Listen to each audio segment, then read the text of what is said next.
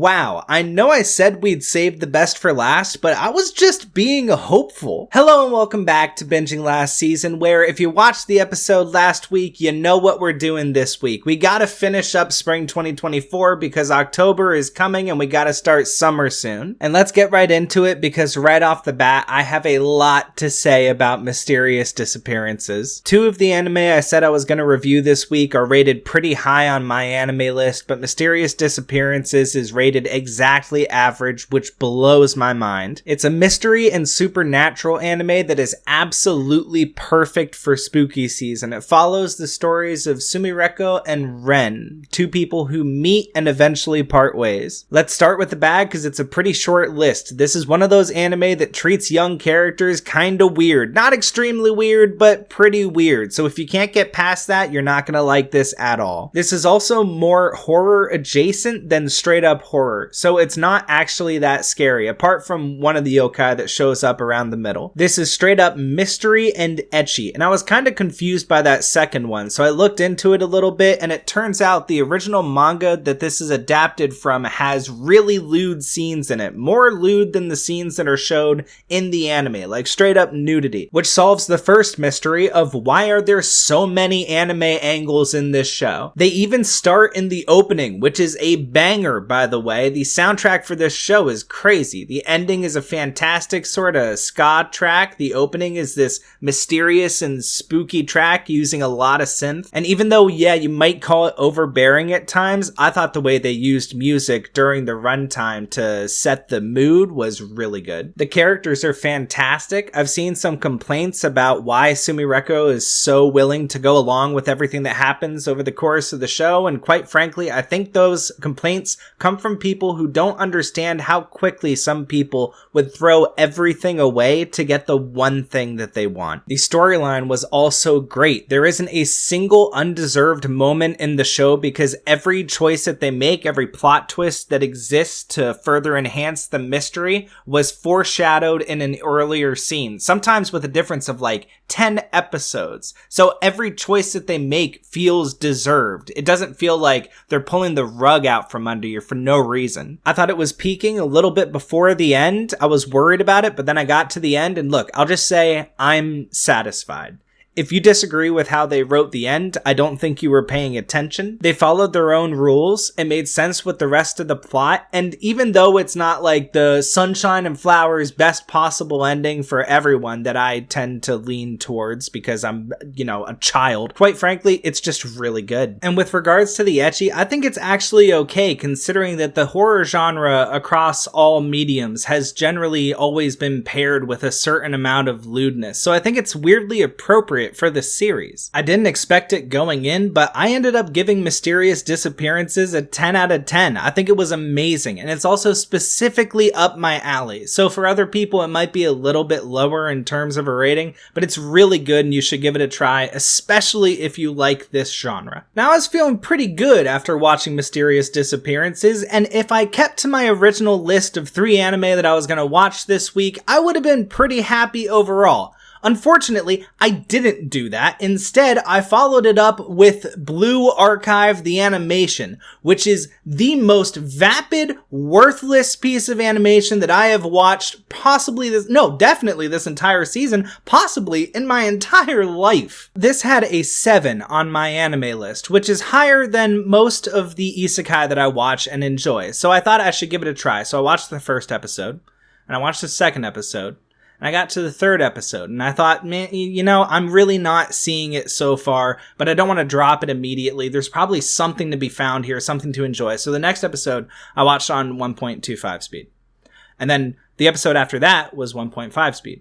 And then the episode after that was 2 times speed. And by the end of it, I was watching it at 4 times speed just to get through the pointless trash that they have layered around this piece of shit show. Eventually, I got to episode 10 and I just realized there is nothing of value here. And I know it's a show about a phone game. Shows about games have been getting better in recent times, but when it comes to phone games, it seems like it's still like movies about video games back in the 90s and 2000s, where you could could have a piece of gold somewhere in there, but most of the time it's just vapid nonsense. It's pointless, it's not good, and it disappoints its audience. And frankly, I would be shocked if anybody who enjoyed the game was able to enjoy this in any way, shape, and form. That's how bad this was. Let's talk specifics though, in terms of like what's good and what's bad. Visually, it was good. That's pretty much it. There's also a character who talks about herself like she's a grandpa, and that's fun. But, you know, that's it. As for the gray areas, for a series about little girls in school uniforms, it wasn't as weird as I thought it was gonna be. Now, in terms of the bad, the characters were lifeless, their plot points were completely meaningless, their interactions with each other were not human and not normal. The setting really isn't that interesting, the overarching plot isn't interesting at all, there isn't a single thing to care about in the entire runtime, the soundtrack is bad, the fight choreography is lame, the story goes nowhere, and apart from Oji-san and this Shiba Inu that just wants to feed people some good ramen, this was abysmal. This was not a good series. The only thing it has going for it is its visuals, and for that it gets a 3 out of 10. Do not watch this unless you want to hurt yourself. Now, going from an anime that only had good visuals to an anime that had everything but I didn't really want to talk about Girls Band Cry because I didn't end up finishing it. I banged out the first 6 episodes one night and really enjoyed it, apart from the CGI. Now, I don't hate CGI. Land of the Lustrous is one of my 10 out of 10 anime, but unfortunately, when it comes to this one, it's just uncanny and looks weird and doesn't fit the medium at all. It just doesn't fit the story. It doesn't fit the show at all. Girls Band Cry wants to treat its characters in a very human way and tell very human stories, and that is totally betrayed by its art style. The CGI is just really weird to look at most of the time and makes the characters feel uncanny. Look, I already said it. I think Girls Band Cry has everything that Blue Archive lacks. But the one thing that it lacks is the only thing that Blue Archive has. And when I went back to finish out the season, I just couldn't do it. I couldn't bring myself to watch it because I didn't want to see that CGI anymore. And a better version of Girls Band Cry exists in its intro, where they use 2D animation and it looks fantastic. I just wish they had stuck to that for the entire series because I was really feeling this. And I think it could be close to like a 9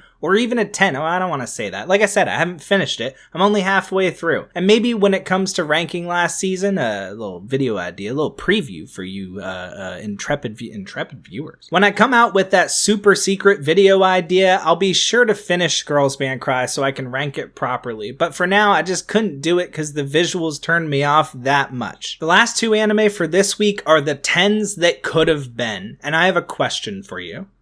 Do you like trains? I'll be honest, I didn't know I had autism until I watched Train to the End of the World. But it's just tough not to enjoy the visuals of this train running down the line with these 4 young women on a journey into God knows what and who knows where. This anime is absurdism personified and microdosing on LSD. It is the story of 4 girls traveling on a train into the Japanese surrealist apocalypse. And that's the only bit of summary I'm gonna give you because honestly, it's better off that way. And frankly, if I told you what happens, you wouldn't really believe me. I could tell you anything. I could tell you they're all secretly koala bears traveling to find the biggest eucalyptus tree in all of Japan. And when they get there, they take a nap and wake up and meet Jesus. And that makes just about as much sense. The opening song is just beautiful and it sets the anime up perfectly. It's both harmonic and disharmonic. The pacing is strange, but at the end of the day, you just experience it and you go, yeah! What the fuck?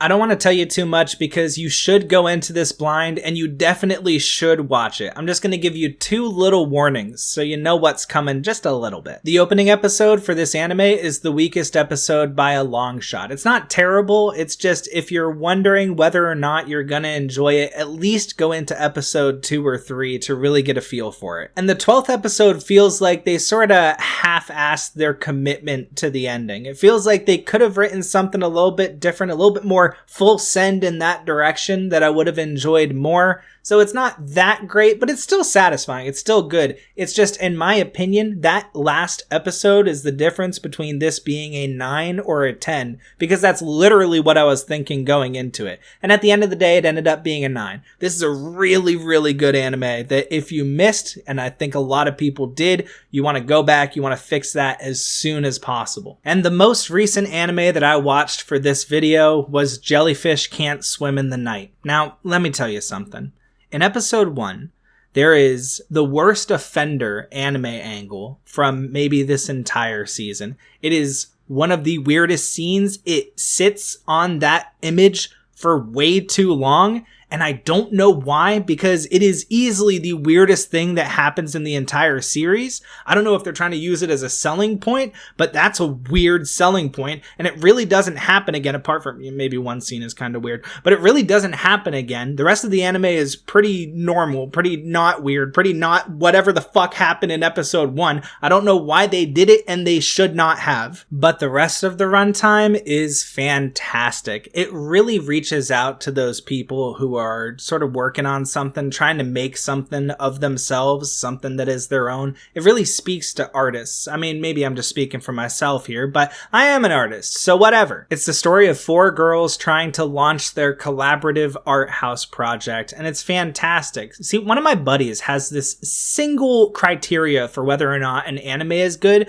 because he watched Chainsaw Man and decided that if you don't have different outros for every episode, then it's bad. But let me tell you why Jellyfish Can't Swim at Night is fantastic. It's because through the story itself, this project that these girls are working on, they're making music videos for this singer. One is an artist, one is a composer, one is an editor, one is a singer. And it gives the anime a reason through the plot to have different outros for half of the endings. And I think that's great. I think that's a great way to work it into your story, to sort of up the immersion factor. I just thought it was a really good idea. And beyond that, the music itself is good. Maybe the only thing that can stand up to the power of the Japanese anime industrial complex is the studio musicians they bring in to do their music, because wow, I was just blown away. The individual stories about each character with their own issues and things that they need to overcome, I didn't think it was overwhelming the main plot. The show seemed to focus on the part that mattered, which is them trying to get their art project off the ground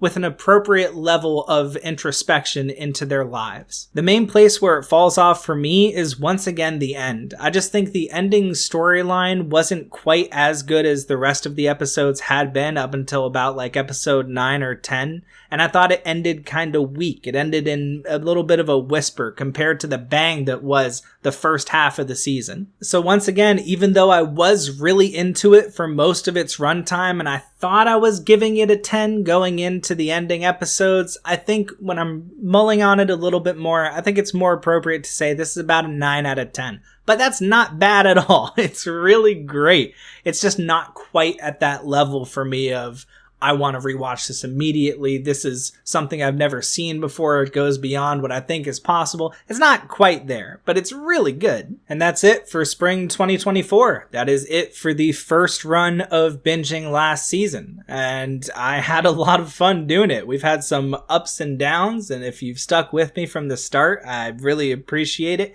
There were some that I missed from this season that I wanted to watch. I didn't get to see Konosuba because I still need to catch up on it, and I wanted to watch Yatagarasu, I think it's called. Yeah, it's this really weird looking historical anime about ravens, I guess. I don't know. Look, I don't know what I'm saying. The point is, this has been a roller coaster of emotion, especially banging out 9 anime in 2 weeks. Sometimes was more enjoyable than not. And so I just want to say that it's been fun. And next week, we're starting summer 2024. See you then.